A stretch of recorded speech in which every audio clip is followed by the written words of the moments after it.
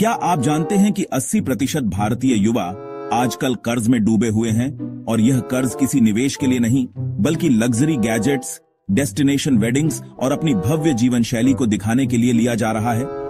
आमतौर पर लोन का उपयोग घर खरीदने, बिजनेस शुरू करने या शिक्षा के लिए किया जाता था, लेकिन अब भारतीय युवा इसे महज अपनी लाइफस्टाइल को शो ऑन ऑफ करने के लिए ले रहे हैं। आज हम इस वीडियो में चर्चा करेंगे कि केवल दिखावे के लिए लोन लेने के क्या क्या नतीजे हो सकते हैं और हम ऐसा क्यों कर रहे हैं।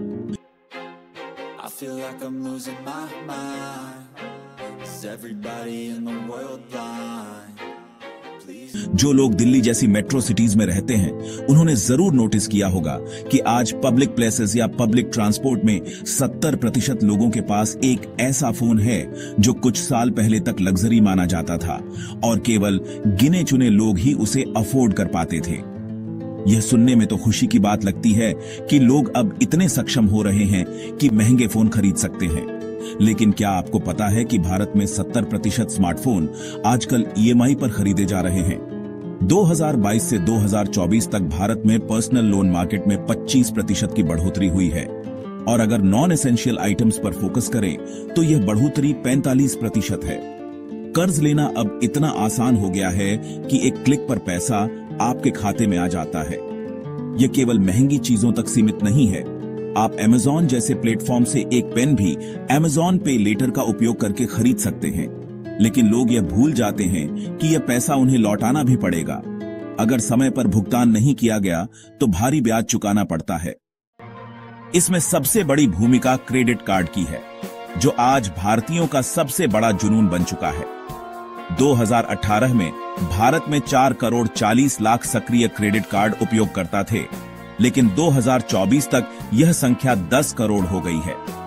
2022 में भारत की credit card spending record 1,30,000 crore रुपए तक पहुंच गई थी। इसी के साथ क्रेडिट कार्ड डिफॉल्ट भी बढ़ रहा है। 2024 में पिछले 6 महीनों में डिफॉल्ट रेट 1.7% से बढ़कर 1.8% हो गया। यह आंकड़े बताते हैं कि कर्ज के इस चक्र ने मिडिल क्लास को बुरी तरह जकड़ लिया है, जिससे वे बर्बादी के कगार पर पहुंच रहे हैं। पहले हम भारतीय लोन लेने से बचते थे और केवल कुछ लोग ही इसे प्राथमिकता देते थे, क्योंकि कर्ज को आम आदमी के जीवन का सबसे बड़ा सिरदर्द माना जाता था। लेकिन आज के समय में लोन लेना एक स्टेटस सिंबल बन गया है और हमारे लाइफस्टाइल को बनाए रखने का जरिया भी। 2022 के एक सर्वे के आंकड़े बताते हैं कि भारत के टॉप राज्यों में सबसे ज्यादा लोन या तो पुराने कर्ज चुकाने, कार या बाइक खरीदने या फिर उपभोक्ता खर्चों के लिए लिया गया है। हालांकि हर प्रकार का लोन लेना बुरी बात नहीं होती। कुछ लोन, जैसे होम लोन, वाकई में वेल्थ क्रिएट करने में मददगार हो सकते हैं, लेकिन यह चौंकाने वाली बात है कि आज के समय में भारतीय घर खरीदने के बजाय एसयूवी गाड़ी के लिए लोन लेना ज्यादा पसंद करते हैं। आरबीआई के आंकड़ों के अनुसार पिछले 3 सालों में एसयूवी गाड़ियों पर लोन लेने में 137% की बढ़ोतरी हुई है, जबकि होम लोन में यह बढ़ोतरी सिर्फ 47% रही है।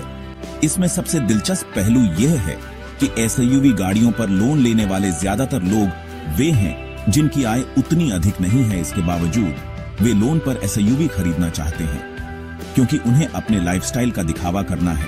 और जब शो ऑफ की बात हो ही रही है तो चलिए बात करते हैं शादियों की। आज के समय में लोग लोन लेकर भव्य शादियां करने को प्राथमिकता दे रहे हैं, यानी कि भले ही हमारे पास बजट ना हो, लेकिन शादी इतनी ग्रैंड करनी है कि इसके लिए लोन लेना भी मंजूर है।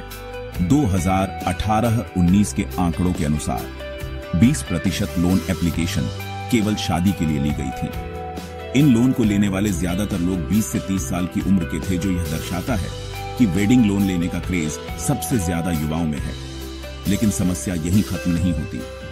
पिछले 10 सालों में भारत में लोन डिफॉल्ट का रेट 10% तक बढ़ गया है, यानी कि हर 10 में से एक व्यक्ति लोन समय पर चुकाने में असफल रहा। यह भारत की अर्थव्यवस्था की एक बड़ी समस्या बन गई है।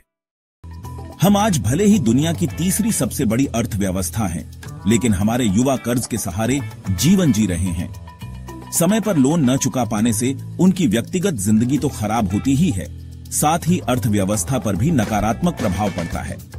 लोन लेना वास्तव में गलत नहीं है, लेकिन किसी भी प्रकार का लोन लेने या पैसे उधार लेने से पहले यह सोचना बेहद जरूरी है कि क्या यह वास्तव में हमारी जरूरत है या सिर्फ दिखावे के लिए हम यह कदम उठा रहे हैं? कर्ज तभी लेना चाहिए जब यह सच में जरूरी हो, और अगर लाइफस्टाइल बनाए रखने या दिखावे के लिए खर्च करना है तो कोशिश करें कि अपने पैसों से ही करें। इस वीडियो में मैंने जो भी आंकड़े आपके सामने रखे हैं उनके लिंक डिस्क्रिप्शन बॉक्स में दिए गए हैं, आप चाहें तो उन्हें पढ़ सकते हैं। और अगर आपको मेरी ये वीडियो पसंद आई हो तो कृपया मेरे चैनल को सब्सक्राइब करना न भूलें। धन्यवाद।